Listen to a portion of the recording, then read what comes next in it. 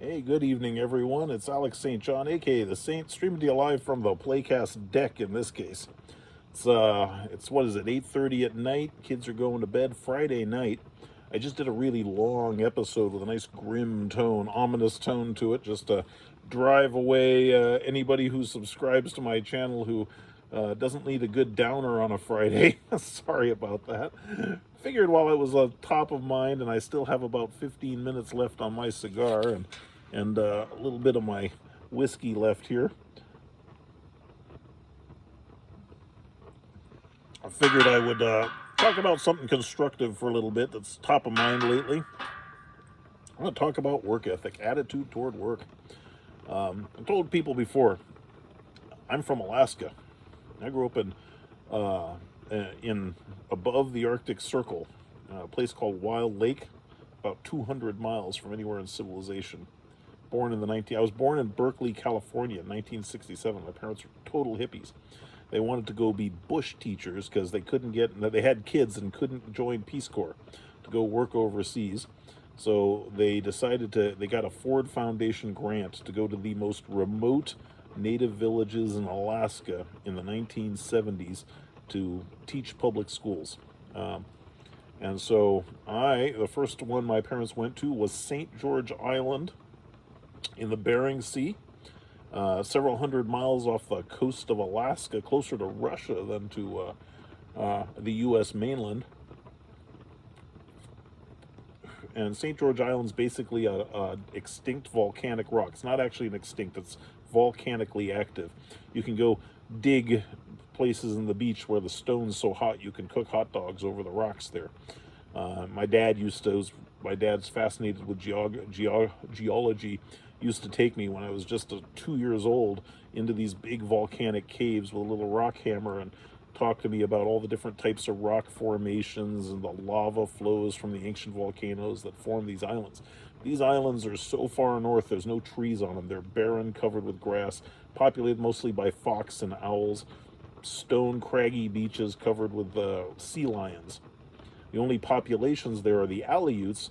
The Aleuts were kidnapped from the Alaska mainland by Russian fur traders in the 19th century, forcibly transplanted to the islands where the Russians thought they were marooning them and told, if you want supplies, then you have to, catch fur seals for us and bring us enough furs to trade us for supplies when our ships arrive once a year to trade with you. And they thought the Aleuts would be marooned because there's no trees, nothing to make a boat out of. You're in the middle of the frickin' sea. They overlooked the little tiny detail that the entire Bering Sea freezes solid in the winter. So you could walk across it into Siberia or back to Alaska. And the Aleuts are some freaking tough people. They could do that.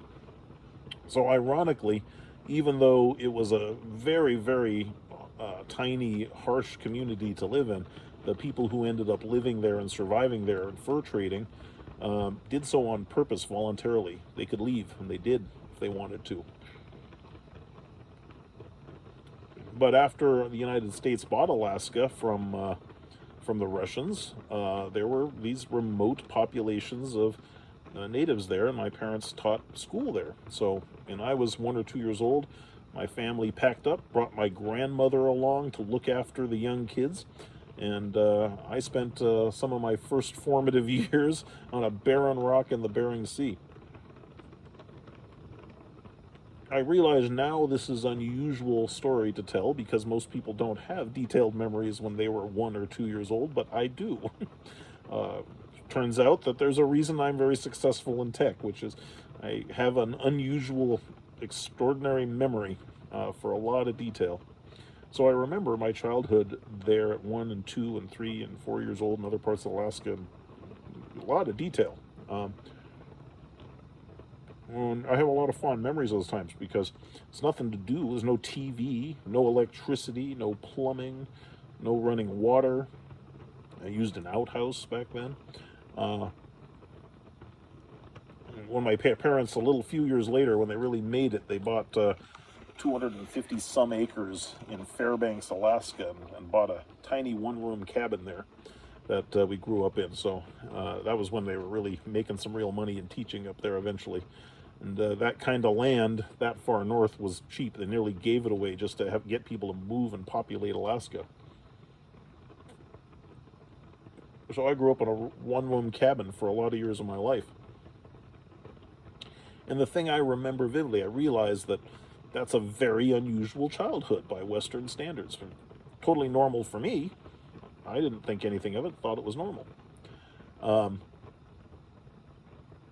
it wasn't until my parents moved back to civilization to take care of their aging parents that I was dropped into a normal public school and had a bad reaction to it because I did not realize how alien we called the other 48 states in the United States minus Hawaii the lower 48. Didn't realize what civilization was like in the lower 48. All the kids when I was dropped to school seemed stunted, immature, incapable of taking care of themselves, highly dependent, helpless. I didn't socialize well at that age when I got dropped back into a public school at 16 years old. Didn't adjust well. Big shock. Still haven't adjusted well. But I remember vividly that my grandmother was with us. She was from L.A., ironically, in Michigan originally, those areas. And so she came with her parents to look after the grandkids while they taught the schools. My sister and I my sister was just a baby, and I was 1 or 2 years old. We were actually, I was 1 when we came to Alaska. The only way to get to St. George Island was by coal barge from St. Paul Island, which was, a few miles away. Another barren rock, but it was a slightly larger community. And there was no port, no dock, no airplane landing strip on St. George in that time. So in order to get to the island, people loaded in these coal barges that were transiting, empty coal barges that had delivered coal to the St. Paul Island. And everybody'd go and stand in the bottom of this empty, dirty coal barge in freezing Bering weather in the Bering Sea with howling winds, and we'd all stand around wearing life preservers in the bottom of this barge as it would make its way from St. Paul to St. George Island. And then to drop us off at the island, they lowered you off the edge of the boat over the very choppy Bering Sea freezing ocean in a life preserver by a rope into a waiting, they were called something different. I think Umiak because I remember the Eskimo name, but there's a different name for it. The Aleuts had built out of driftwood and fur seal skins, hides, these very large, think of them as very large kayaks that were capable of making the voyage to the mainland via the Bering Sea, because the frickin' Aleuts were badass. It's funny when you watch like modern Marvel movies and you go, what's disappointing to me about these movies is that these heroes are wusses compared to what real human beings do to survive in what's called a subsistence lifestyle. These Marvel heroes are wusses compared to, the people I grew up around. Because their survival skills are beyond imagining under those conditions. There is no Safeway, there is no airport, there is no electricity, there is no food you don't hit with a spear or a stick. There's none of that. There's no clothing that you get at Target that you don't make out of dead animal hide in the dark of winter by working the leather skin and chewing it for months on end in the darkness and sewing it with a needle made of bone and sinew stripped from the spinal cord and dried from a seal or a caribou and sewed together with the fur on the inside to keep you warm in that fricking climate. It was effing cold. I got some pictures of wearing me in clothing my mother made that way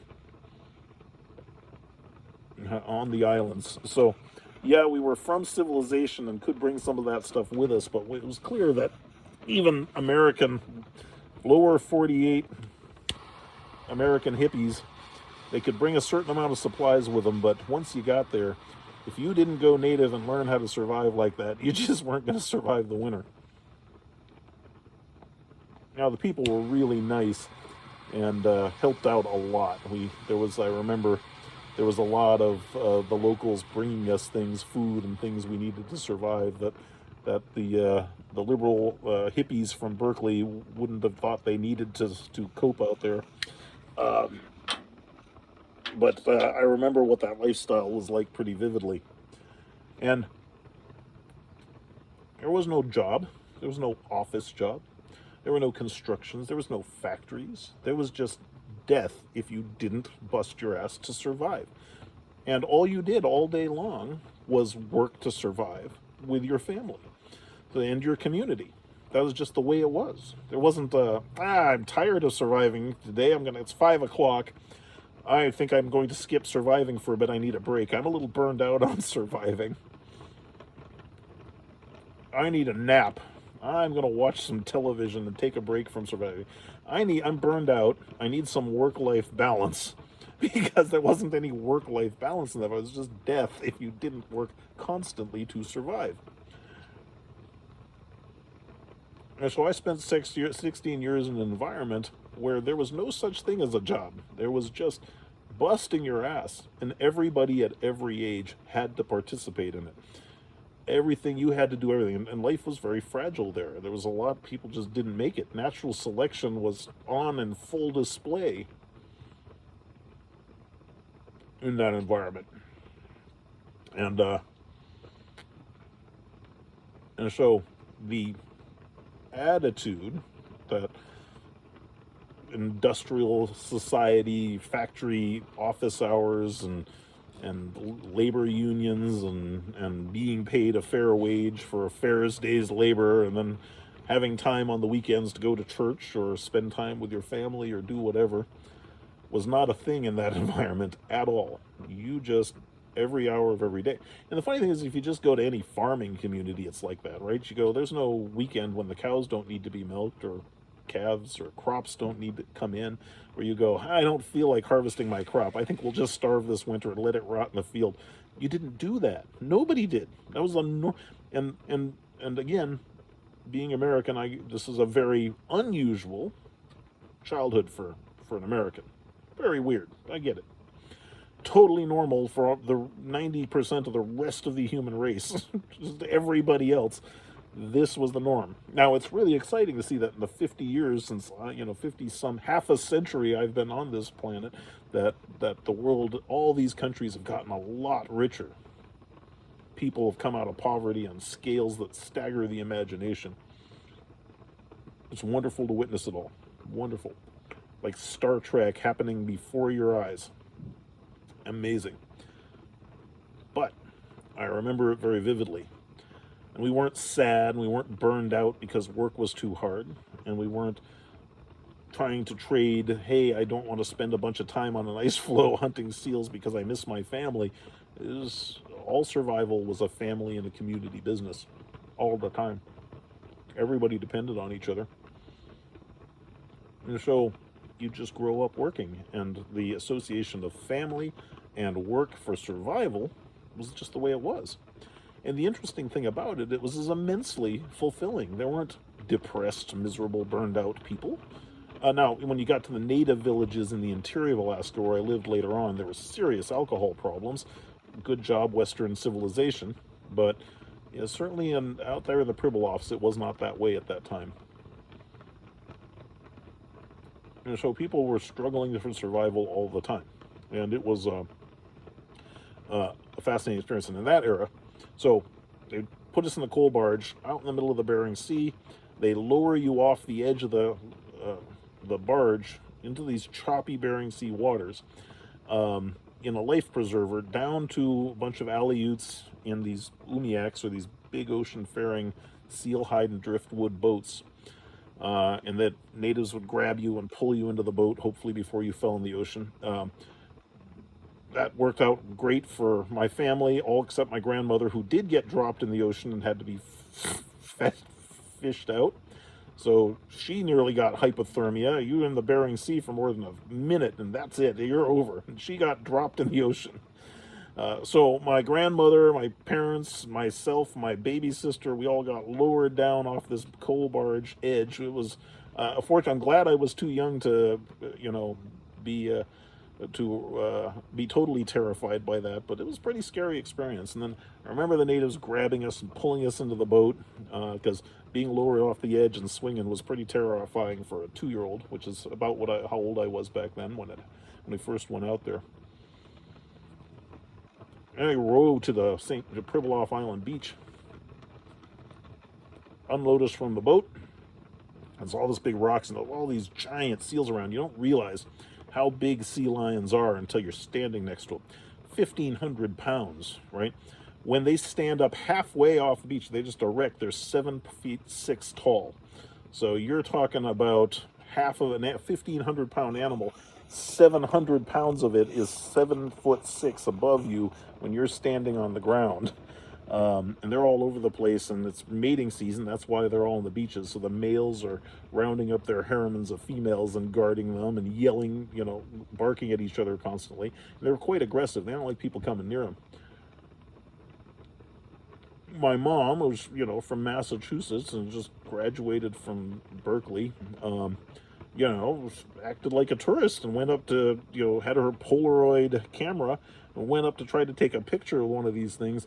And that's how she learned that they can also, the 1,500-pound sea lions can go lumping across giant rocky beaches at 35 miles an hour. So my mother got chased by one of these monsters off the beach because she made the mistake of trying to get too close to photograph one. I think the natives must have thought they had their work cut out of them to keep these white folks alive on their island because it was not going to go well. Anyway, they had some government housing for us that the military had set up. So we had something like a more modern house because again, there's no construction material there. It all had to be brought in. One iconic thing on St. George Island I remember vividly was this beautiful Russian Orthodox church from the 19th century that had been built because, of course, the Russians brought their faith. So the natives were Russian Orthodox. And so there was this Russian Orthodox church, which is just this beautiful building with a white minaret on it, still standing on St. George to this day, I think. My mother has a painting by Ray Munoz, and I've got a picture of me running through the grass on the island as a 2 or 3-year-old with that church in the background. And the island was barren. There's a lot of foxes, a lot of voles, lemmings, but that was birds, owls, big owls that were constantly hunting for the voles, and it's nothing but grass. Weirdly desolate but beautiful, and kind of a Martian alien terrain because all volcanic lava, mostly stripped bare. So when my parents were teaching at the school, my grandmother would wander all across the island. She'd take me with her.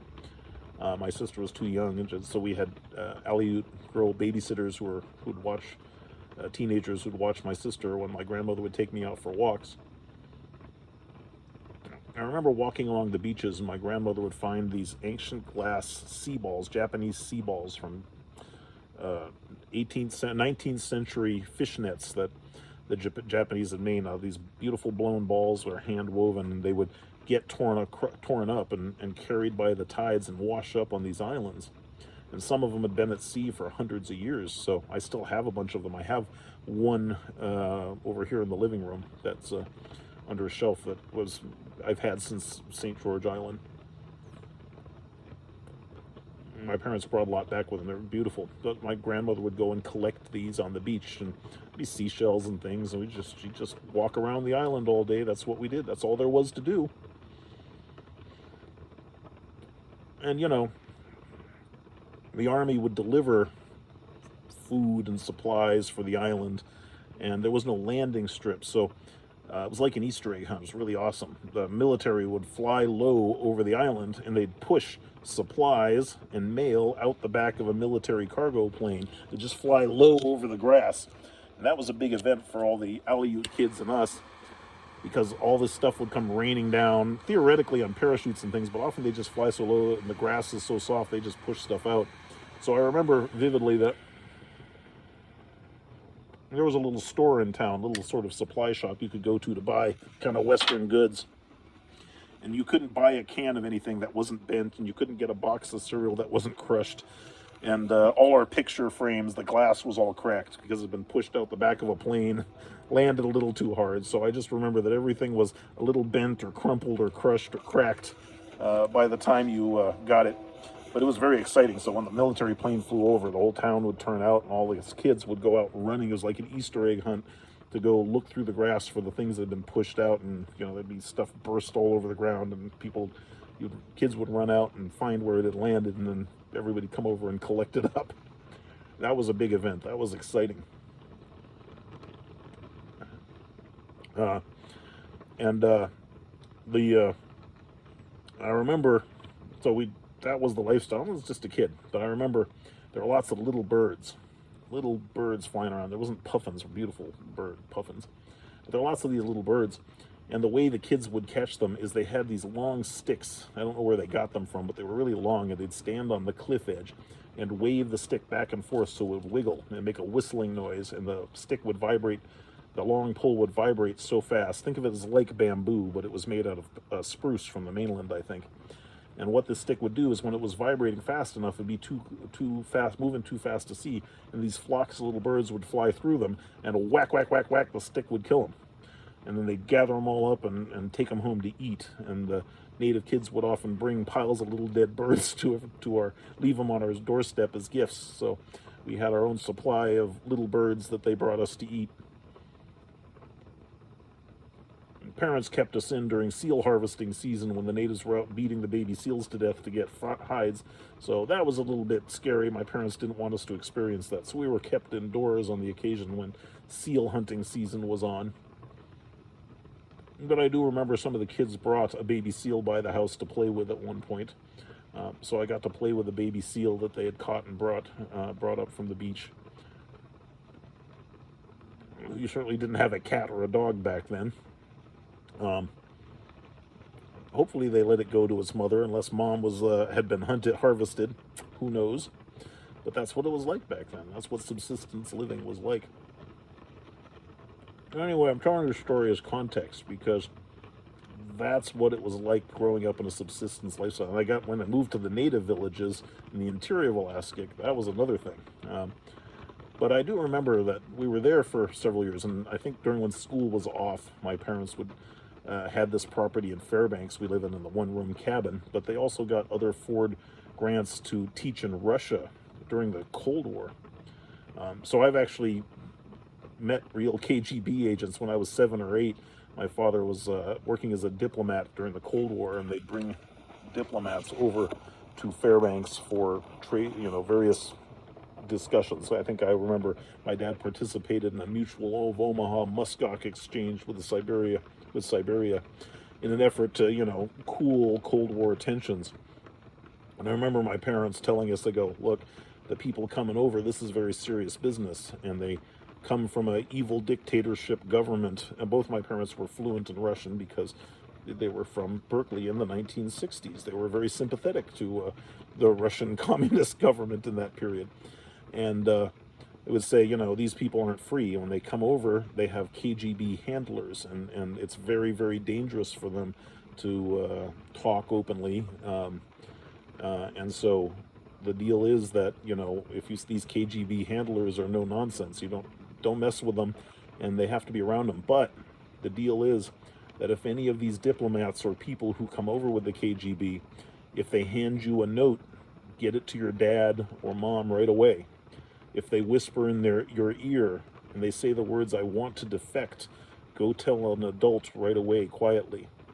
Because at that point, the U.S. government will whisk them away if they can separate them from their KGB handlers and get them resettled in the United States. We had a number of Russians at the period of time when that was going on. If they had defected, the Russian government the U.S. government would have them stay with my family, because my family spoke Russian, until they got them resituated in the United States safely. So we have a lot of friends who had come over from Russia who had been relocated during the Cold War era from those kind of circumstances. But I do remember later on, years later, when my dad was involved in this muskox exchange, and I must have been about 8 years old, We had to entertain the Russian guests with their KGB handlers, and my parents took them to McDonald's in Fairbanks.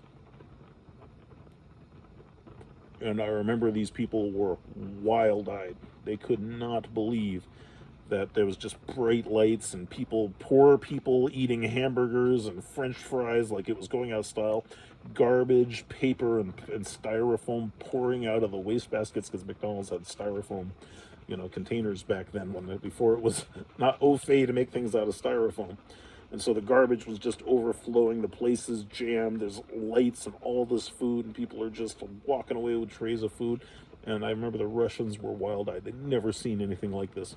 And they were they'd take the paper wrappers their food came in, and they'd discreetly fold them up and tuck them into their pockets. And I remember asking my dad, why are they saving those scraps of paper?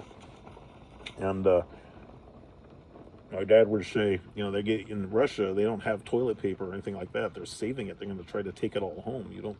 They can't believe we just throw all this paper away like it's nothing there. This is the most precious thing these guys have ever seen. Is, like I said, they were all discreetly pocketing napkins, anything they could get, their straws, but it was napkins, so forth. I remember my dad bought blue jeans for them all because denim was hugely valuable. It's better than currency, so gave them all gifts of Levi jeans.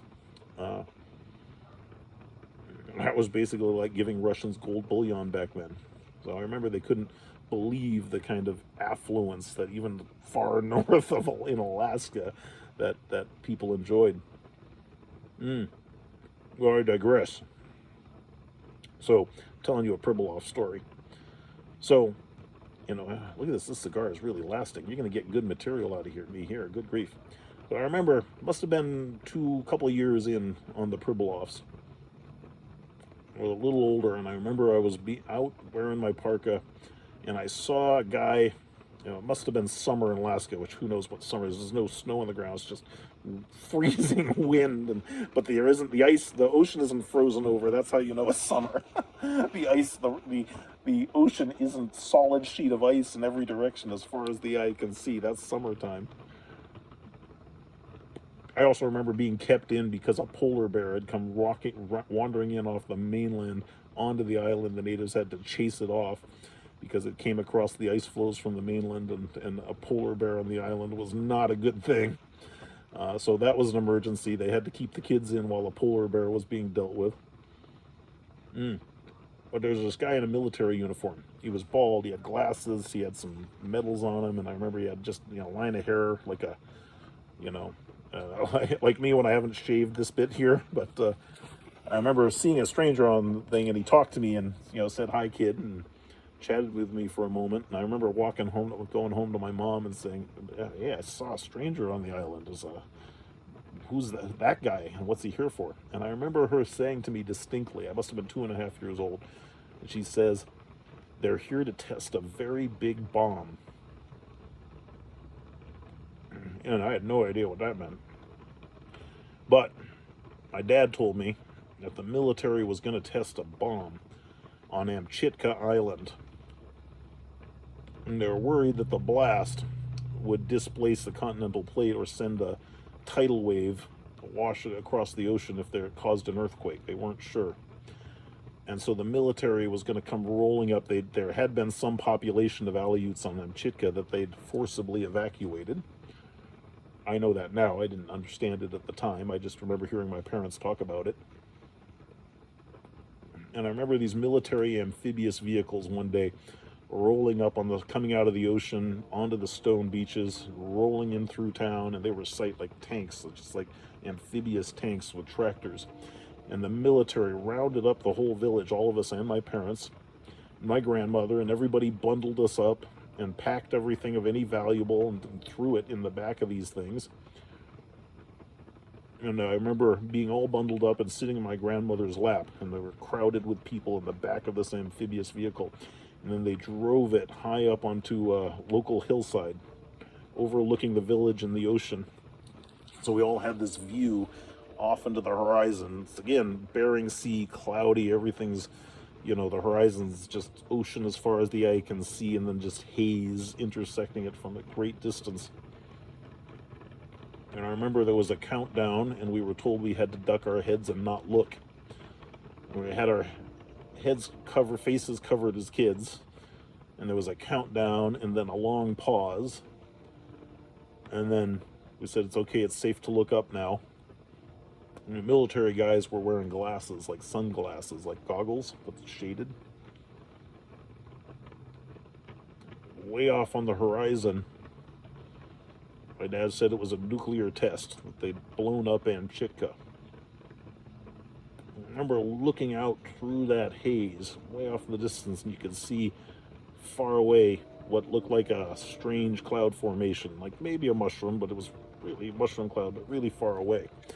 And I remember my dad saying that we couldn't look at it because the flash might blind us, so that everybody had to cover their eyes during the test. And we were kept there staring at the horizon, waiting to see if there was an earthquake or a tidal wave that came and wiped out the village.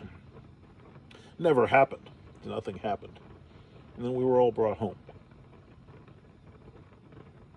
I remember being told as a kid, never talk about it. It's top secret.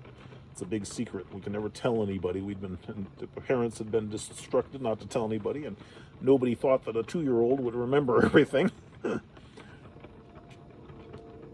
Or they told them it was a big secret. And years later, I told people the story, and I think they kind of rolled their eyes and didn't really believe me, which I understand. But the U.S. government declassified all of that nuclear testing over the Bering Sea that had taken place in that era. And sure enough, detailed video records of underground testing on Amchitka Islands were publicly released, so you can find them all on YouTube now. When I post this, if I post this story, I'll link some of them so you can look them up. So you can see that the story I'm telling you is mostly true. Mostly. It's been a lot of years. I was 2.5. It's a weird thing that a 2.5-year-old has a lot of detailed memories of that kind of childhood event. I remember seeing a mushroom cloud. I remember being told to duck and not look at the flash. But the tapes and the declassified information that was all released by the U.S. government 50-some years later said it was an underground nuclear test. There was no flash. There was no mushroom cloud. It was all contained beneath the soil, is what the story that the videos sell. Which is interesting because maybe I just imagined the rest. I wonder. Or maybe not everything was really truthfully declassified.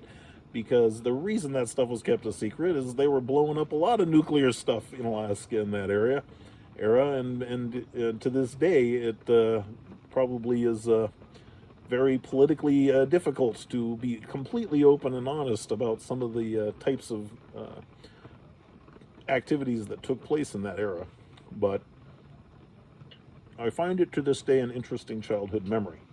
Anyway, after that, my parents, we lived in a log cabin in Fairbanks, and there, winter is 9 months long. You got about 3 months of summer. It takes about 9 cords of wood to keep a 10 by 10 by 5'6". Years later, I went and visited that cabin. It was still standing, and it had a 5'6" ceiling. My dad's much taller than that, so he had to stoop to just live in that cabin. Well, it takes 9 cords of wood to survive a winter in Alaska, in a one-room cabin in Fairbanks. And so you spent 3 months of summer just gathering wood. Now, Fairbanks is a pretty modern city, so the hippies who lived in the woods and cabins in Fairbanks in that area, they would all get together in the summer and rent a logging truck, and they'd all go out on BLM forestry lands, and they'd collect lots and lots of wood. The whole was a community thing. They'd all be out there with their Jeeps and their chainsaws and so forth, and it was like one never-ending summer barbecue, and the adults would be out limbing trees, chopping down the dead trees, stacking them in this logging truck and dragging them out of the woods, and we kids would be in charge of peeling the bark off these trees if they were going to be used for cabin building logs. So my sister and I would be out there with these giant blades, straddling the logs, skinning the bark off them. And then there was always a big pit going with either bear or moose meat burgers in it that would sort of be roasting. So if you got hungry, you'd just go and poke a burger out of the foil in this sort of running fire pit and eat something. And that was every day all summer, and the sun never set, so it was 24/7. So you were, I don't even know, sun was up at night. So I just remember long, long days all summer long trying to get enough wood. And when I was older, there was big stacks of this wood. And of course, the adults had to chop it up with chainsaws and then split it with axes. And as I got older, it became my job to split the logs with axes. And it was always my job to stack them. So I remember vividly, constantly being confronted with the daunting task of having to stack this massive mountain of wood as a kid every year, every summer. Constantly stacking and splitting wood when I finally could swing an axe. And that's what kids were useful for, is skinning logs and stacking it. And then, as it got toward fall, blueberry season and cranberry season would kick in. And so we'd be out in the blueberry fields picking berries all day. Swarms of mosquitoes eating us, and we'd be out there picking blueberries all the time. And my mother was constantly jarring them, constantly turning blueberries into jam. We didn't have a refrigerator. The ground was frozen, so our refrigerator was a hole in the ground, because you dug down below the moss a little bit and it was solid ice, so you'd dig a hole in this ice permafrost, and that's where we kept things we needed to keep cold. And then you put the moss over it, and that was our refrigerator. So you'd go out and move the moss and the wooden lid off the hole in the ground for your refrigerator. I learned to read and write. We were modern. I could love to say candlelight like Abraham Lincoln style, but we had Coleman lanterns. Never forget the hiss of a Coleman lantern going constantly. We had this little filament there that we were learning to read by. I had comic books. I remember 25-cent comic books that I loved. Richie Rich and Casper the Friendly Ghost and Scrooge McDuck Adventures were just the best literature I could get my hands on when I was a kid. I remember reading these ragged comic books I'd read over and over again by Coleman Light when I was a kid. Coleman Lantern. I used to save change to try to get a quarter to buy a new comic book. So we'd all summer you'd gather all the berries, and your mom would jam constantly. And I remember she would order huge bolts of fabric. I remember there was this particular fabric. I've got some pictures. Maybe I'll post them if I can find them. My mother was very excited. She got this huge bolt my dad got for her as a gift, birthday present, I think. It was a yellow fabric with little tiny white flowers all over it. Just a huge piece of fabric. And my wife made all of our clothes out of it. My sister's dresses, my clothing, my shirts, the underwear, the tablecloth, the curtains in the cabin. Everything was made out of the same yellow daisy fabric that my mom just got a huge bolt of. That was very exciting. So she made all of our clothes, all of our curtains, all of our tablecloths out of the same fabric. Anyway, as it started to get colder, so the other thing is they'd send the kids out. There's nothing to do. It's just we live in the middle of the woods, so we'd just be thrown out every day, sent off to the woods to collect kindling. And so my sister and I would go out, and all these spruce trees have dead branches, and we'd just all day long we'd be collecting piles and piles of kindling to get the biggest stockpile of it we could before winter came to start the fire and keep the fire going. And there's this mountain of wood that you had to have bigger. The mountain of wood to keep the cabin warm was bigger than the cabin by the time you'd stacked it all. And then berries and blueberry jam was not enough to eat. I hate blueberries. If I never eat another blueberry again, it'll be too soon, because it was blueberry jam, and then usually as the fall came, go out hunting for a moose. And it was usually kind of a community thing. Men would go out in the woods, kill a moose, drag it back at a big sledge. Usually they did it when there was snow on the ground, because it was easier. We had snowmobiles back then. I had a dog sled team. I've got pictures of me with my first dog sled team. You see all the dog sled stories about the Huskies, which were, kind of popularized in modern mythology and by the Iditarod. But that far north, Huskies didn't fare as well. Newfoundlands were better at surviving the winter and keeping people warm, because your Newfoundland dogs you could keep in the house with you. So they were big fluffball, giant panda dogs that were slow and friendly tempered, and better at surviving that kind of cold. So when I was a kid, I had my dad made a dog sled for my mother, and then we got a bunch of Newfoundland puppies, and that was my first dog sled team, and that's how I got around. But the grown-ups actually had snowmobiles, so they go hunting with a big sledge and snowmobiles and rifles. They'd come back with a moose, drag it back in the snow. I call it fall, but there was, that was fall was September in Alaska. The ice snow was already out. And the whole village, the whole community would turn out to clean the moose. So everybody would be in that moose with giant long knives just in its guts, cutting meat out. It's a whole group thing, because you had to get this entire 1,500-pound animal cut up and cleaned out and turned into meat and in the ground, in the hole in the ground, refrigerated before it went bad, because that's what you were going to eat for the next 9 months of winter. That one moose everybody got. So the whole community would be out carving up this moose, and I'd be in there with my sister and I, covered with gore, just cutting up this moose and butchering it in order to get it turned into all the various, and there was smokehouses running to turn a bunch of it into jerky, and there was fresh meat that you had, and there's a whole thing about how it got divided up in the community. But basically you get a moose and everybody chop that thing up, and you ate moose with blueberry compote for the next 9 months, while your cabin, the snow was 12 feet deep. Buried the 5'6" cabin in snow. You had a tunnel to get out through the snow from your cabin front door in the dead of winter, and it was dark for 9 months. And I was young when we were in a one-room cabin. Later on, my dad extended it. But when I was young, it was my dad's job. My mom and dad had a bed by the fireplace, and Dad would get up every few hours to stoke the fire and put fresh wood in it. When I became a teenager, it became my job to keep the fire going. It was a deadly serious job,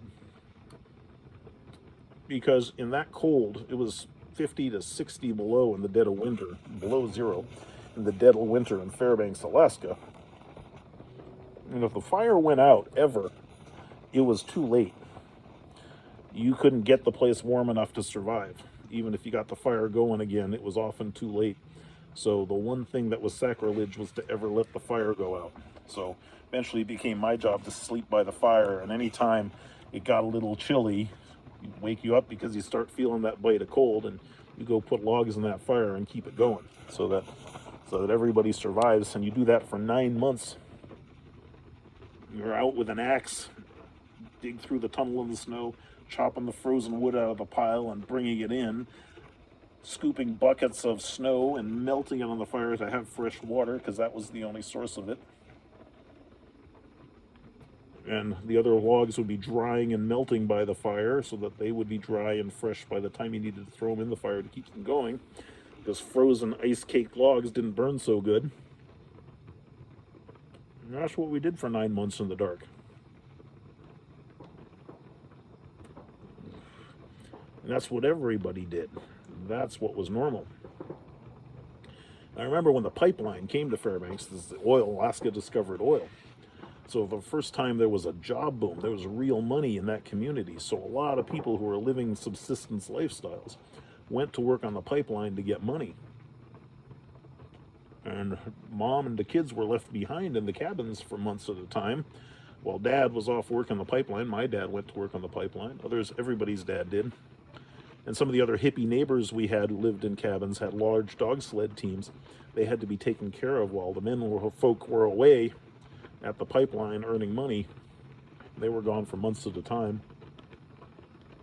It was my job in the dead of winter to feed the huskies. 60 below zero, pitch dark, howling winds. These dogs were quite non-tame. So it was my job to go out in the middle of the night feeding these dogs in pitch blackness, and it was terrifying, because they were up the neighbors' cabins was a couple miles through the woods. So I'd have to go feed them once a day in the dead of winter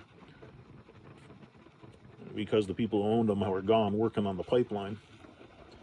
And so you just get this freezing wind and freaking scary dogs barking and howling, and you had to approach them with food, and they're staked to posts there for most of the dead of winter, sleeping under the snow. I got some bite scars on my back from them, but that was the kids' job when the adults were away. And so you ate blueberry and moose throughout the winter, and then of course spring would come around, and largely homeschooled or schooled if my parents were working we lived in Allakaket, a Athabascan native village, I think it was north of Fairbanks. I think I checked the temperature records because I remember hearing this as a kid, but I didn't think to look it up until I was an adult. But it was the coldest temperature ever recorded in U.S. history on U.S. soil. It was like 76.6 below without wind chill or something. And I was in Allakaket where that temperature record was set. And so I remember that it got so cold that people couldn't go outside. You couldn't breathe the air. It was dangerous. If you took a breath, it would kill you. The alveoli in your lungs would freeze. It was over if you took a hasty breath of winter air. But it was also kind of magical because you don't hear this, but when it's that freaking cold and you're in Alaska in the dead of winter, when it's that freaking cold, there's no moisture in the sky. There's no clouds. Everything freezes and falls out of the sky. So when you look up at the sky at night, or even in broad daylight, you'd always, if the sun was out, you would see the sun and the moon out all the time against a black sky. And when there's no moisture in the sky, it's not blue, it's black, even in daylight. So in broad daylight in winter, it's like the sun peeking over the horizon. It's not quite the dead of winter. The sky is black even in daylight. The moon's out. You can see all the stars. You can see the Milky Way. And everything is still, frozen. Because this 12-foot snow would get a crystal ice sheet atop of it. You could walk across it if you were careful. At least when you were a kid. If you had snowshoes, so it freeze solid. So all the snow underneath like grainy, like broken crushed glass. It's so cold. And it's like sand. And so the safest thing to do is actually stay under the snow if you wanted to stay warm. Up above it, freaking cold. And I remember in cabin, snow would be 12 feet tall, covering the cabin roof. We bore out of this tunnel from the door to get on top of the snow, hook up the sled dogs, the Newfoundlands, to the sled my dad made. And we go out over this frozen sheet in this sort of weird twilight black midnight daytime that you'd get in the winter in Alaska and Fairbanks. And we take the dog sled out, and there'd just be the tops of the trees poking out up above the snow, and we cut the top off one for a Christmas tree, bring it home in the dog sled and pull it down into the cabin and set it up to celebrate Christmas. And I remember by the time spring came around and all the snow had melted, you go out to where the Christmas tree came from, and there it was, the top of the tree's fine, 12 feet up. That's where you'd cut it off at, snow level in December. And that's what it was like living in that environment. Years and years later, I traveled all over the world and saw a lot of poor countries where subsistence lifestyle took a lot of very different forms, but Alaska was definitely really harsh. And the people who survived in that environment were some badass people. I'm kind of disgusted with myself for as lazy and decadent as I am in modern society here. Living in a house with electricity and Safeways and porcelain toilets and toilet paper. we had moss. You had to collect a lot of moss too. And it was the kids' job to move the outhouse. I've got some pictures of that. Every summer, my sister and I's job was to move the outhouse 10 feet to the right. So my sister and I'd be there with buckets, digging through the frozen permafrost with shovels and buckets. My little sister is small enough. She's down there filling the bucket, and I'd be pulling it up and dumping the dirt out. And then Dad moved the outhouse 10 feet to the right, fill in the other one. You want a cold experience, You have to go use the outhouse in the middle of the night in a log cabin in a blizzard in Alaska, and there's nowhere else to go. And little kids, we'd be out there trekking through this path in the snow that would get carved as people go back and forth. Use a freezing porcelain toilet seat that be sat on this little wooden hole in the ground all winter long. Oh my God. Great memories, don't get me wrong, but I can't imagine doing that today.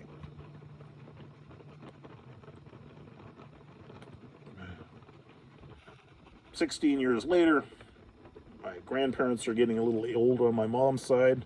Parents have had a little bit enough of that lifestyle, so they decide to sell up and move back to Massachusetts to take care of their parents. And I get dropped at 16 after that childhood into a public school for the first time. I think I lasted a year before I dropped out and just said, hell with this. I did not adjust well.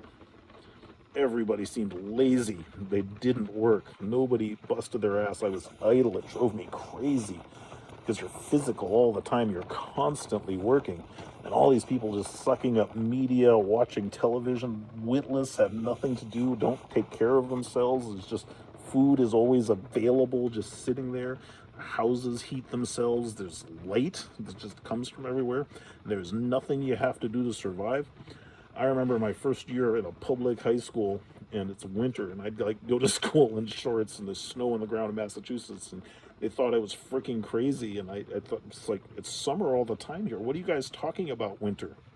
And I remember in going to school in Massachusetts, hearing all the stories about how the Pilgrims didn't survive the winter, and I couldn't thought, what wusses these people must have been, because this is nothing. You go, this is what killed everybody this winter? Are you freaking kidding me?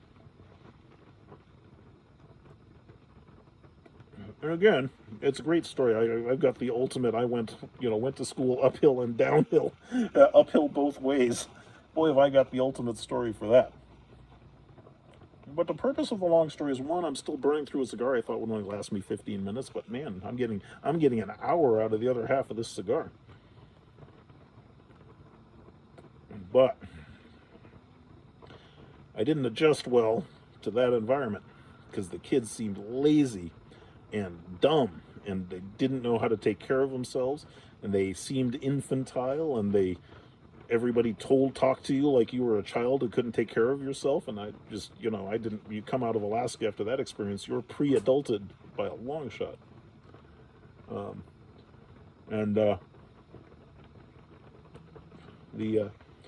was I saying? Oh yeah, so I dropped out of school there. I just did not adjust. I had to go to work. I got 2 jobs right away. Weirdly, as I became a teenager in Alaska, my dad was working on a PhD at the University of Alaska. He was a lecturer. He taught, because the pipeline was so huge, he was teaching Russian to the Vietnamese pipeline workers they were importing or something like that. But, come on, Shigari. Come on, just give me a second here. There we go. So my dad would take us to the University of Alaska, and he's working on his what do they call it? You're getting a PhD, you got to write a thesis. That's the word I was looking for. So, when I was 13, 14 years old, it's dead of winter in Alaska. We're living in a cabin way away from the university. So it was a real hard job to get from the cabin to the university to study or teach. So when you got there, you just stayed there. There was no going home. So my dad would be working there all night and just leave me in the library. And he had a account as a professor to the university mainframe. It was a Honeywell mainframe back then. And so I used to play video games on the Honeywell mainframe when I was 13 or 14 for, I can't even remember, hours. Of course, it wasn't a video game because monitors weren't really invented yet. It was a 300-pod teletype printer. You had a big ream of paper, and this printer, you'd set it up so the paper go through, and you'd type to the Honeywell computer. You'd say things like, explain Star Trek, and then it would tell you how to play, that it had a Star Trek game and how to play it and what the rules were. And you'd say, run Star Trek, and it spew out a bunch of paper and and print a little text thing of the layout. Oops, I'm dropping my cigar. Hold on. I ashed my iPad. Oh my God. the memory of that first video game just got me so excited. Sorry. Oops. I put my cigar out. I got so enthusiastic there.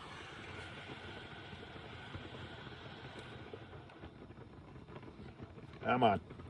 I'm going to get the best out of the cigar. This is a good Arturo Fuente, man.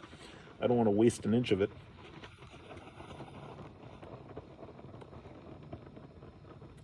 There we go. All right, so anyway, playing Star Trek on this teletype. And it had some little fire photon torpedoes, and it would be like, there's some Klingons there, and there's a little asterisk for a star. And so you'd just, it would take 5 minutes to go puck, puck, puck, puck, puck, advance the paper, print the little 64 by 64 text matrix of the quadrant, Star Trek quadrant you were in. You'd choose your move. The mainframe would think for a minute or two, and then it would puck, puck, puck, puck, and print out the print out the result. And I would play that game for hours a day, every day, and go through reams of paper, just whole stacks of boxes of this paper, playing that stupid game, while watching the graduate computer science students and other people from engineering departments working on learning to program on other computers there in that room. And I eventually got fucking bored with that game and said, boy, this computer, they're all doing interesting stuff on it. It can do all this other stuff. So I remember printing out burning an entire stack of documentation, making it print out, explain everything about itself. And I determined that I was going to learn everything about how to program that computer. So that's when I taught myself to program, was I just got sick of playing teletype Star Trek until I finally going, I'm going to learn to program this thing and write my own video games, my own printer games. That's when I started programming. Commodore VIC-20 came out. They were sold in supermarkets back then. And my parents got me one for Christmas. And I love my Commodore VIC-20. That was the best. I have one I bought on eBay a few years. My wife bought it for me, actually. I love my Commodore VIC-20. Later, my Commodore 64 me. So I'm a Commodore kid. Yeah, I like my Trash 80 and the Ataris later on. But, man, the Commodore VIC-20, that was empowering. First program I wrote on it was a video game to teach me all the vocabulary words in the dictionary, because I was determined to memorize the dictionary. That's how. There was no television, no cell phones. That was my first video game. Was a vocabulary program I made, and then I gotten into Dungeons and Dragons because there was a Dungeons and Dragons club in the 70s. Because Gary Gygax had come out with this brilliant new game, and it was wildly popular in Alaska. Because how do you spend 9 months in a cabin with no electricity and no running water, other than playing D&D for 9 months straight if you're and shivering? So everybody in Alaska played Dungeons and Dragons. My first real video game on the Commodore VIC-20 was called Dungeoneer. Think of it as Diablo, except written in BASIC with lines for the walls and X's for traps and just a pixel moving around. That was your character. And I had the whole D&D dice rolling simulation, all those things I wrote as a kid. I called the game Dungeoneer. And it was maybe my first real game. You know, by the time I got out of Alaska and was dropped in a public school, I was proficient in VAX VMS, Honeywell programming, VAX macro assembly, Commodore VIC-20 programming and assembly language. I told us one of our investors at Playcast is Bing Gordon, one of the founders of Electronic Arts. And I tell him this, I go, hey Bing, my greatest memory of childhood was not playing EA games because I couldn't afford them.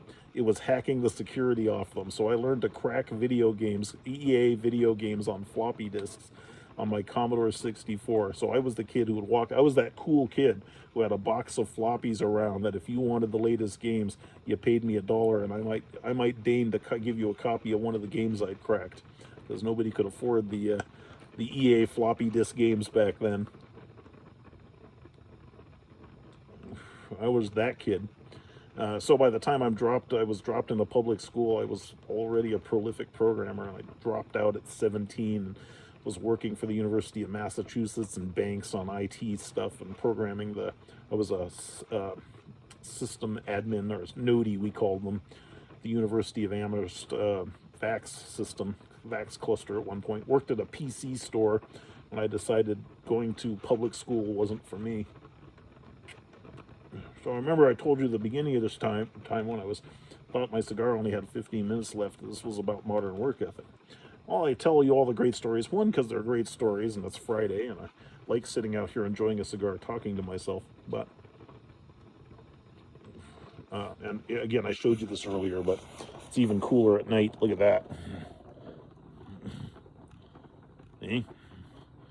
My wife thinks I'm crazy because I'll sit out here while it's snowing on me enjoying a cigar and not care. I think I've really wussed out from Alaska because she thinks that's crazy. Nobody just sits and lets snow accumulate on them or walks around barefoot in snow. And I just like, and I actually get cold in the winter here in Seattle. Wanted to live somewhere tropical, so I moved to the Northwest. But yeah, I still got a little bit of Alaskan blood, but I'm really disgusted with myself because I never thought I'd have a technology career, that I'd go in and pioneer all these technologies and run startups and BVCs and sit at a desk all day talking to machines instead of hunting moose or being outdoorsy. Wasn't exactly the identity I thought I'd grow up with. In this context, I will say that modern civilization is amazing. I would never use an outhouse again. I love my porcelain toilet. It's the best. My wife gets frustrated. She's like, what are you doing in the bathroom? I go, I got my iPad and I'm not coming out. It's the most comfortable room in the house. And you got electricity and plumbing and just this giant log cabin I live in basically out here in the wilderness in Seattle, so my wife can get to a mall anytime she wants to. And we actually have werewolves on the property, which is exciting. That's why you see the camera behind me is a game cam to see if anything comes up the steps on the deck out here, because it's all Wild West out there. You know, all the woodland creatures, the cougar and the bears and things that live out here with us are out there in the woods and pastures somewhere, and sometimes we get a glimpse of them. They don't seem to come near the house, which is boring because, you know, where I come from, you're kind of a lot closer to the critters. Around here with the farm country, they're used to being executed by the farmers, so natural selection have made them far more cautious about revealing their presence, I suspect. But 30 some years, almost 40 years in the tech industry, working around the clock, and I go, for me, working all the time, constantly survive and take care of my family, it's just normal. It's the way I was raised. That's what everybody does in other parts of the world ordinarily, and it's a great lifestyle, and it's totally fulfilling. And I never burn out. I get sick of it. I burn out like anybody does. I get tired. But it doesn't mean you go, give up, I'm not going to work today. I always get up and go to work. It's even weirdly, I grew up in an era where you go, if you get sick, you still come to work deathly sick.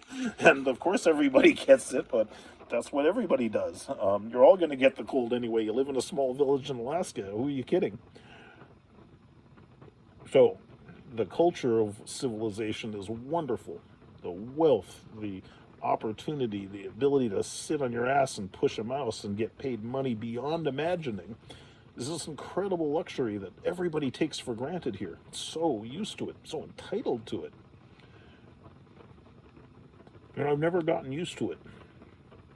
Never gotten used to people who have the attitude that they don't enjoy their jobs, that they don't live for them, that there's some arbitrary imaginary boundary they put between a long miserable day with their coworkers and getting home as soon as they can to their families to ignore them and consume media actually, but you know, that's balance. I've never been able to fathom it. It always seemed very odd to me, because the people I grew up with, that was happiness, that was fulfillment.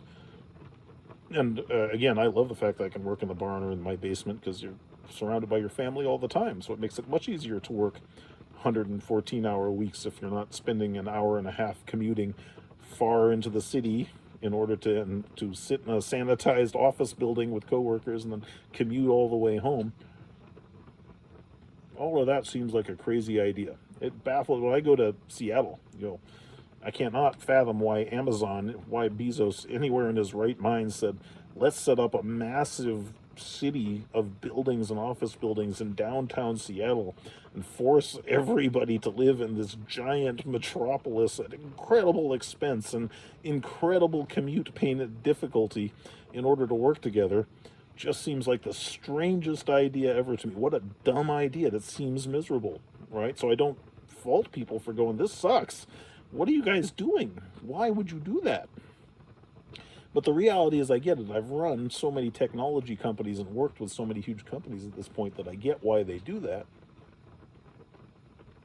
When you need a 2,000, 3,000 hyper educated computer scientists, you know, they pick some locus that is to be central to all of them, or housing this enormous economy that companies like Microsoft and Amazon represent.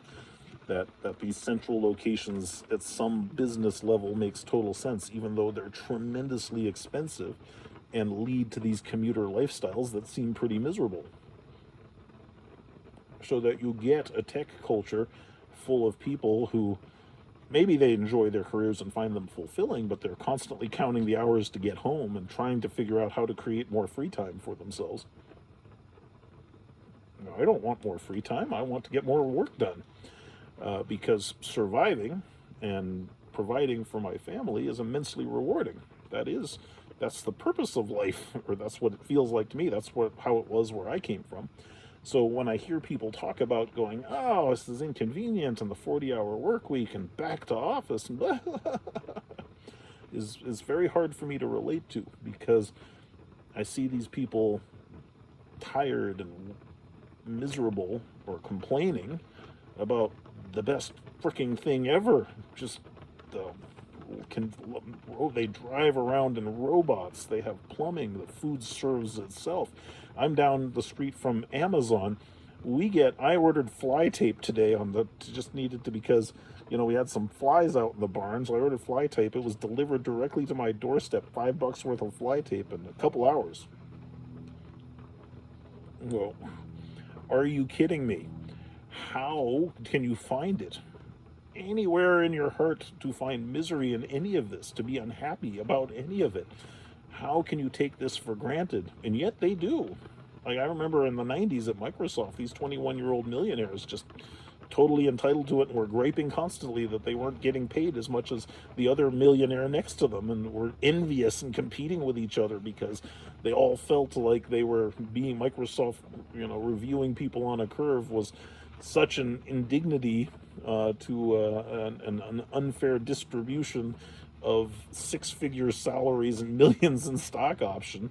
The food in the Marriott Cafe catered cafeterias was just not meeting their standards. Especially when I was working in California, where you get all these kids just hopping jobs constantly, which again I get. Looks great on the resume, good to get a lot of experience, and so these people will be trading employees constantly and offering all the perks they could to try to keep a young employee around for a few months before they jump to their next job, back when economic circumstances were much better than they are at the moment. But even in the worst of economic times in the valley, where folks are being laid off in huge numbers, you're not freezing your ass off in a log cabin eating the same fucking blueberry compote for 9 months. That's never happening to anybody here. Nothing like it. So, even the worst of circumstances in the United States is just a miracle of wealth and prosperity. It's incredible. And the attitude people develop toward it is, like I said, incomprehensible to me. 40 years later, after having been in the business for decades. So I just say to kids these days, when I'm hiring them, as I say, look, I know you've been told to have these expectations of employers.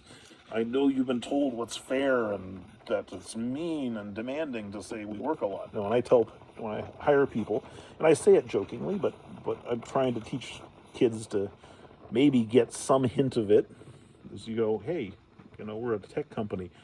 work any 80 hours a week you like. Organize your life anyway. We have some accountability meetings we need you to participate in, but we don't really care. It's not, I don't believe in everybody needs to sit in a cube during specified hours to be productive.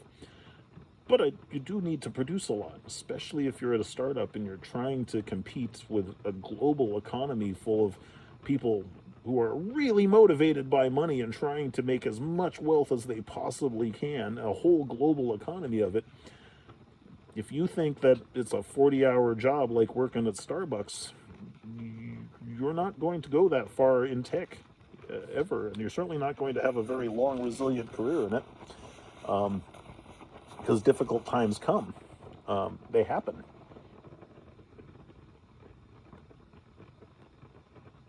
If you have adopted the attitude that long hours and hard work pushing a mouse is strenuous and your burnout is a permanent fatal condition that you never recover from should it happen to occur to you, that is the best luxury in the world I've ever heard.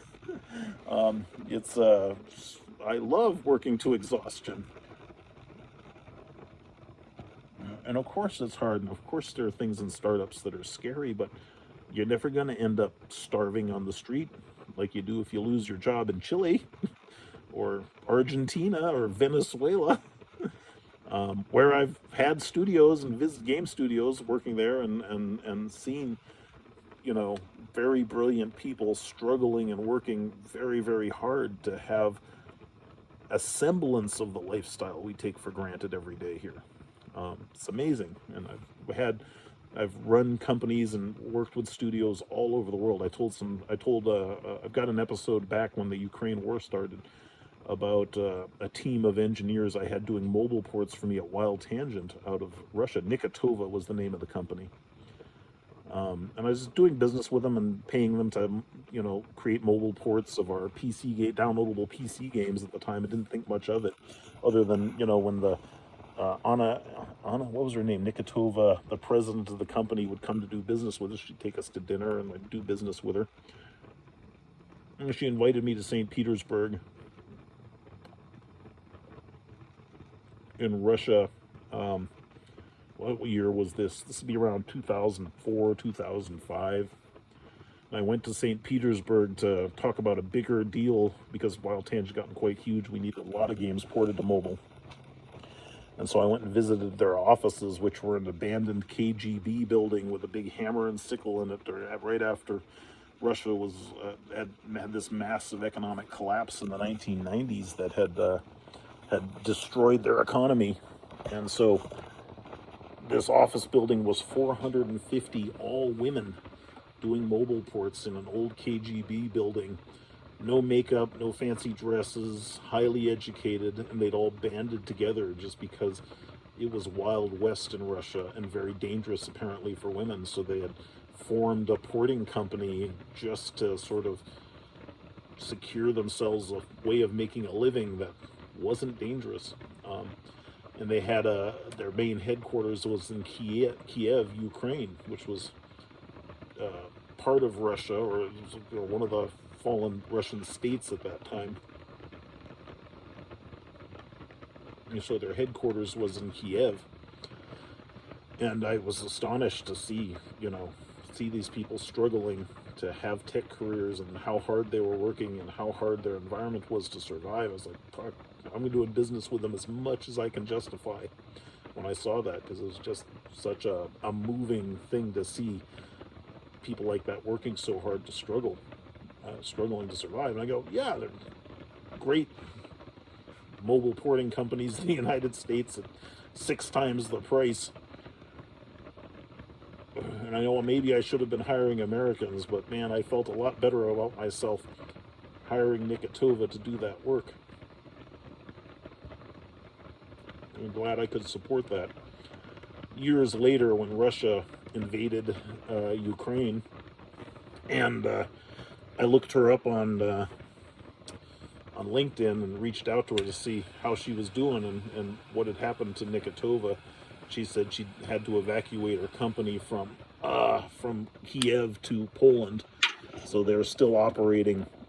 Yeah, and they moved their offices to Poland where they're still functioning. So I don't think they're operating under the name Nikotova now. I don't remember what their current name is, but I remember reaching out to her going, hey, I hope you guys are doing well, and asked what you make of all of this, which of course was, I think Russians have a very pragmatic view of they're accustomed to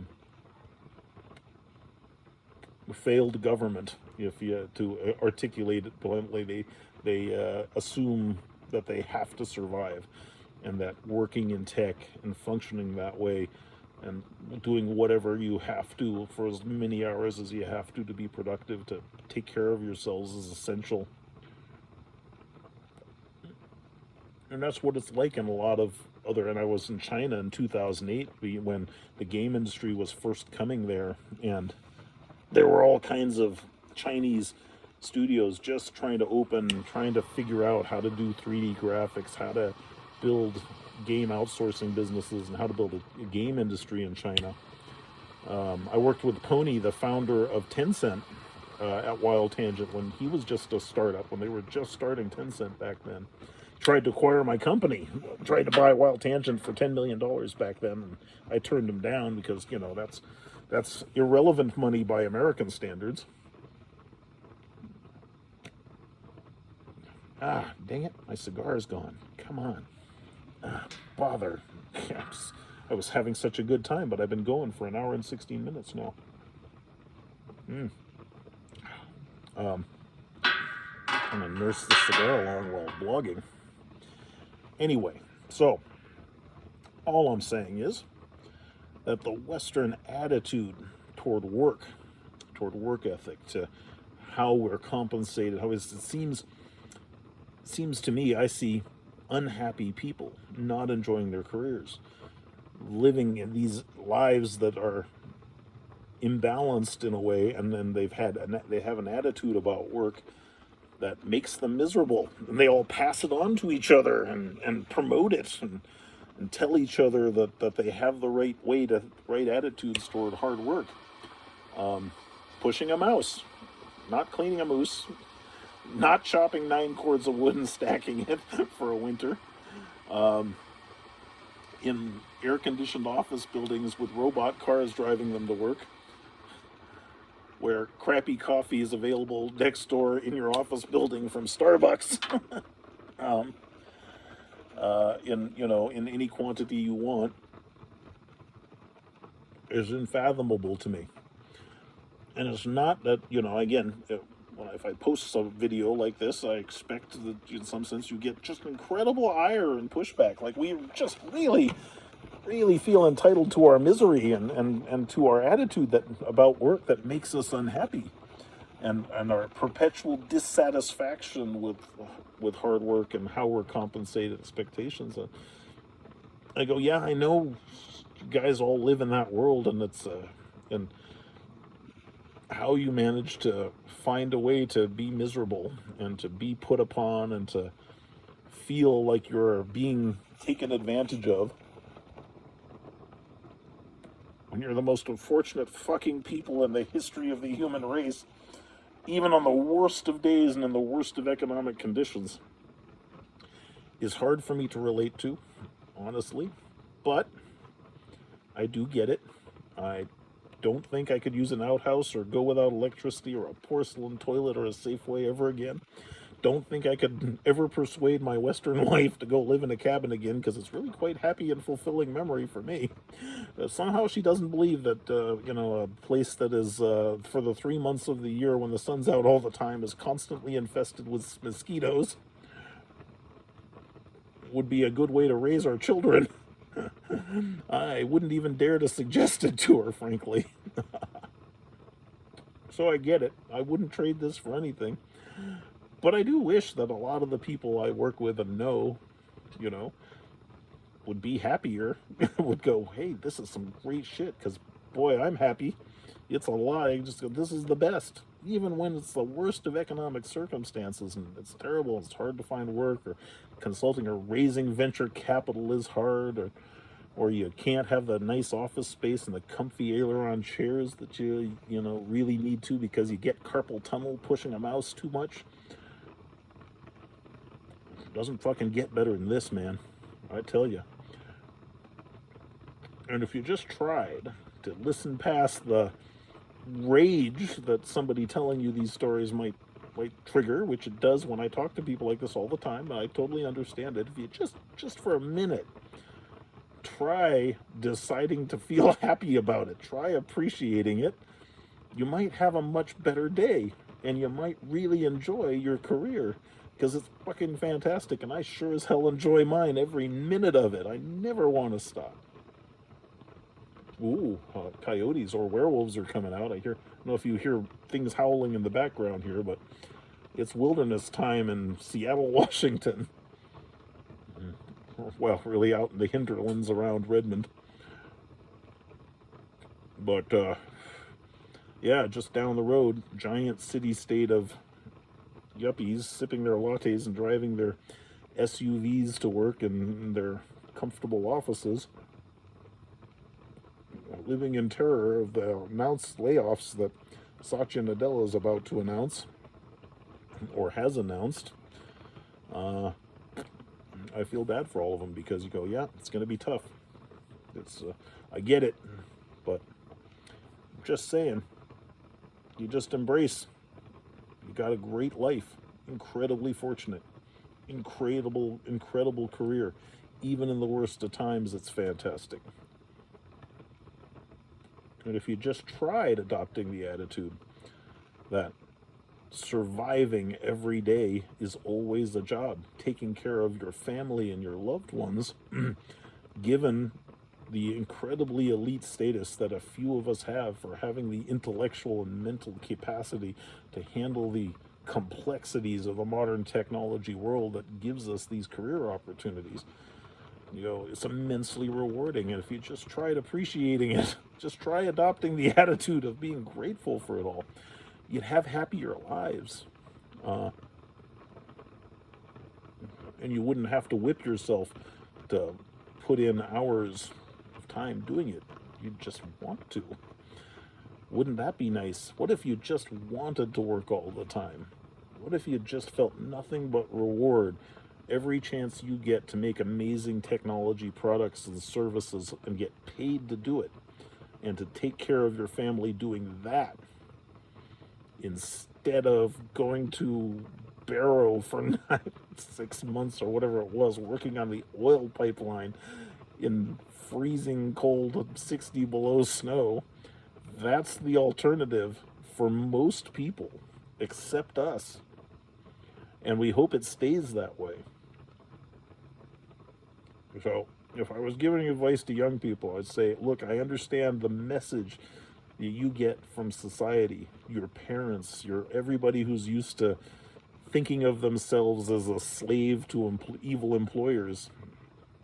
I understand where it comes from. I understand that I am the only person you will ever hear telling you that that's a shitty attitude you're having, and you're making yourself miserable, and then you're passing it on to your peers with that same attitude, and parents pass it on to their tech kids. That shitty attitude that makes everybody miserable and go through life not appreciating what they're able to do for a living is a tragic waste of happiness, in my view.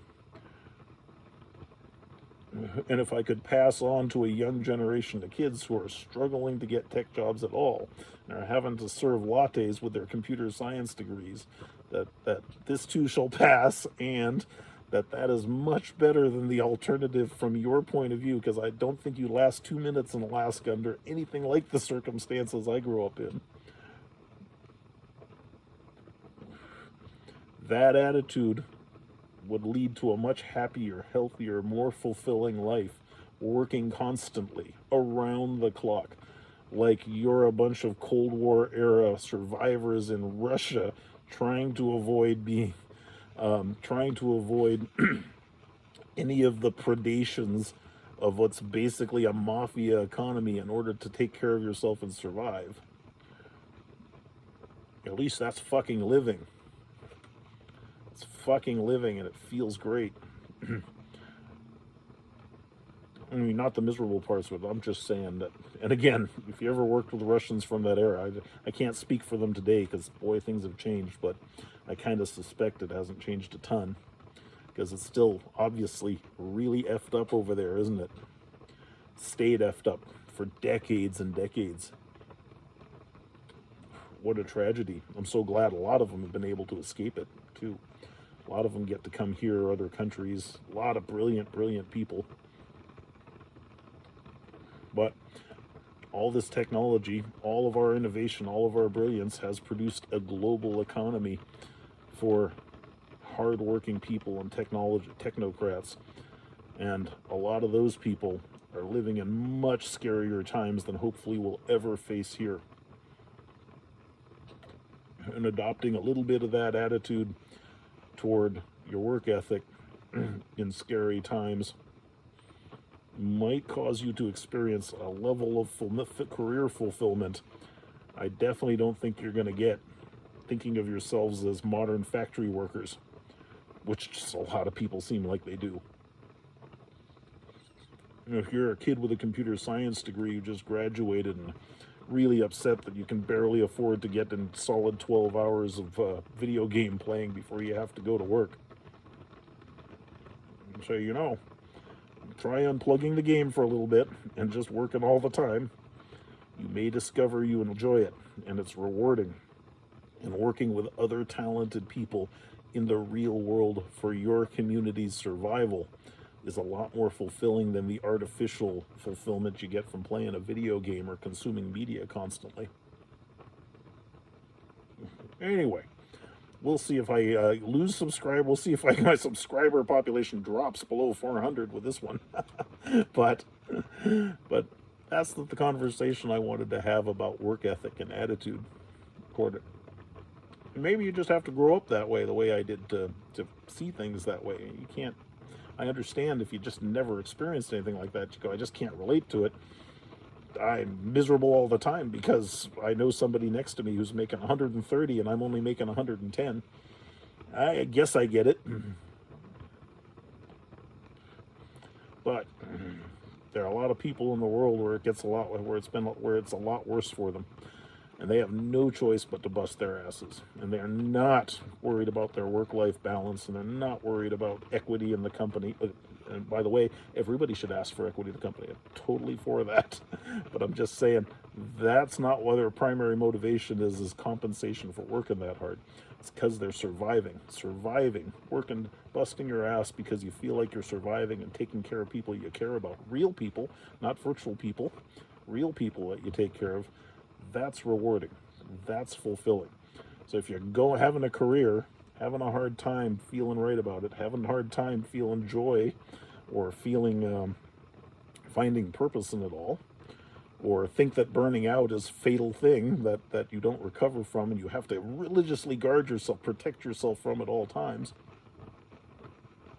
I say, I'm from a place in the world where it turns out people are a lot tougher than you ever imagined or experienced them being. And you're not so far biologically separated from those people that you can't endure or survive hardship much more extreme than anything you've maybe ever experienced in the wonderful Western civilization we enjoy here. And it's amazingly confidence building and happiness building to discover that you have that strength by facing that fear and facing and challenging yourself to accomplish more and to push yourself further. Work like your survival depends on it, because actually it does, ironically. It always does. Just that we're far removed from that in a very wealthy society. If you tried adopting that attitude towards your career, you might discover a more fulfilling life and a more successful career for doing so, if it's possible. And it may not be possible. Might be sitting here going, yeah, well, I got the benefit of having from other people's point of view, a really shitty upbringing childhood. I think I remember it fondly. Don't get me wrong, but I understand when I tell other people these stories going, I remember when we used to have to slaughter a moose with the whole family and eat it all winter. And everybody looks on at horror when I tell a story like that. I go, okay, that's not coming across really the way I intended it to. But consider this, that it's a fond memory. Many years ago, a friend of mine strongly suggested that I buy a motorcycle. I buy a Harley with him. Microsoft, and I did. And my greatest joy on that Harley was just taking off on it, just going for a ride. Don't pack anything, don't bring much money, just go. And don't go look for a Best Western. If you can really, especially if you have the money to do it, I'd go sleep in a sleeping bag on a rock or under a bridge if it's raining. That idea is terrifying to people who have got a cell phone and connectivity and are never alone in the dark for very long. And yet, if you try it sometime, you might discover that you like it. And that actually, millions of years of human beings and human evolution, we were evolved for that shit. This world, with electricity and plumbing and high-tech jobs pushing a mouse, this is artificial. This is unnatural. Eating this way, living this way, going to an office in a cube, commuting, all of this is unnatural living. So it's really funny when you watch all these people talking about their mental health and their diets and all this stuff. You go, all of this is fake. All of this is bad for you. The whole thing is bad for you. This is all unhealthy. You're confused. You want to go do something healthy, go live in a cabin in the woods and catch your own food for a while. That is healthy. That's also very good for the environment, by the way. You want to have a, I remember when I first got to Microsoft in '92, and just palatial, free food, just these cafeterias and the shuttles to bus you between the buildings at Microsoft campus, and the Pro Club Sports Club with 6 Olympic-sized swimming pools and tennis courts, and all paid for. I remember I had a coworker, Tammy Steele, that was her name. She was great. I remember I'd go and eat at the cafeteria, and you had, so your 5 different recycle bins and your all the, paper plates and plastic, and you put this bin, and that bin, and of course I didn't get any of that. It wasn't anything like where I'd come from, so I'd just take my tray and chuck it in the trash. And Tammy'd come over and she'd be like, you're supposed to recycle those. And I was like, why? She goes, it was for the environment. I go, why don't you bring your own metal spoon and cup from home and rinse it out with water? Use it again. Why do you, if you care about your environment, why do you use any of this stuff?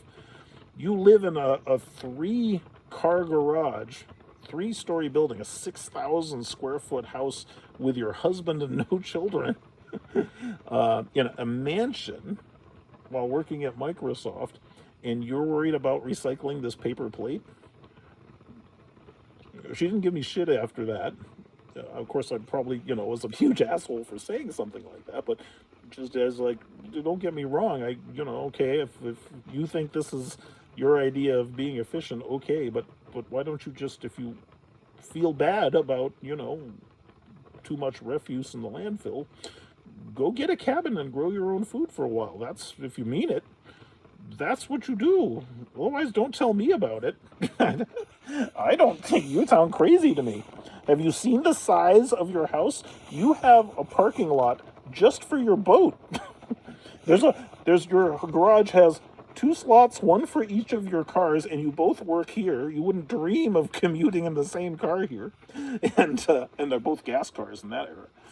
And then you have a place to park a boat you don't ever have time to go out on. So I just, of course, I was probably pretty politically incorrect for expressing that view, which I learned the hard way there, of course. But it was genuine. I didn't get it. I had not been indoctrinated into the weird idea that throwing a paper plate in the right bin was the way to be efficient in a place surrounded by millionaires living like that. It seemed downright crazy to me. And then, work in California, it's that times 10. Oh my God. I remember when I was managing a social media company in San Francisco, and I didn't like the commute because it was a wasted, unproductive time. So I would just sleep under my desk and go home every few days, and the employees there thought that was incredibly novel and eccentric behavior on my part. I get it was okay, right? But I just go, all you do is complain about that commute. I hate the commute. I just don't do it. Why do you? Well, I just my work-life balance, and I gotta, I've got my hobbies. Your hobby is watching television and playing video games. Don't. Well, my family. You go. You're all single, going on opposite directions and on the BART to go to work every day. It's like you're not socializing. You're not having a bunch of children that you're raising. You're all not having kids and living in huge McMansions and never seeing each other, and then you're miserable about it. I understand why you're miserable about it. May I suggest a change in perspective about how you do that? May I suggest that you sleep under your desk and work for several days to avoid that shitty commute, and or get an apartment, just a tiny little shitty, crappy, overpriced apartment right here in downtown San Francisco, so you can just fall out of bed into your office and then fall back into bed into it. And if all of you did that, you would see a lot more of each other if you like each other so much, right? If you like your family really that much, but it's not really not seeing your family that you're complaining about. It's that you not getting enough video game time, really. It's a lot of young people, I knew. I'm in the video game industry, I got it. So don't get me wrong. Um, I'm not the weird one for sleeping under my desk so as to avoid the crappy commute. I love the Zoom era where you just don't even have to do that anymore, but that just means I can work more.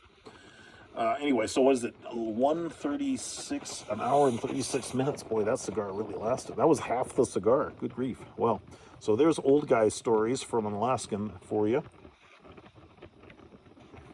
We'll see if I actually post this video because, I wonder if my employees see this. They're like, oh, freaking Alex. God, you know how much that guy works us? And again, I go, look, it's just me. I don't expect you to. I hire civilized people. I'll go hire Russians, desperate Russians in Poland, if I want other people who relate to my point of view. I'm happy to hire you American kids with all that nonsense in your heads that makes you miserable and confused about your priorities. I get it. That's okay. I like you fine. I'd like to hire you. I understand, and it's normal. You don't have to work like I do. All I would love to do is have you experience the joy I do by working like this, and I would be happy to give you more equity and so forth if you happen to have the disposition to actually act like a founder in this particular story. Because that's how I got to be a founder, is because I did work like this first and then became a founder. That's why I end up being the boss, is because I have this attitude toward a lot of work, apparently. Anyway, so my cigar is done, so, that's it. So I'm going to go see if the wife's still awake, and, then maybe I'll drive her crazy because she's like, oh, let's watch a movie. And I'm like, can we just catch up on the news? I kind of want to know what's going on in the world. Why do I want to watch made-up bullshit when there's so much interesting stuff really happening? So, I'm the life of a party, as husbands go. So you guys all have a good evening. Have a great Easter. And I'll see you in the next episode of The Saint. Take care.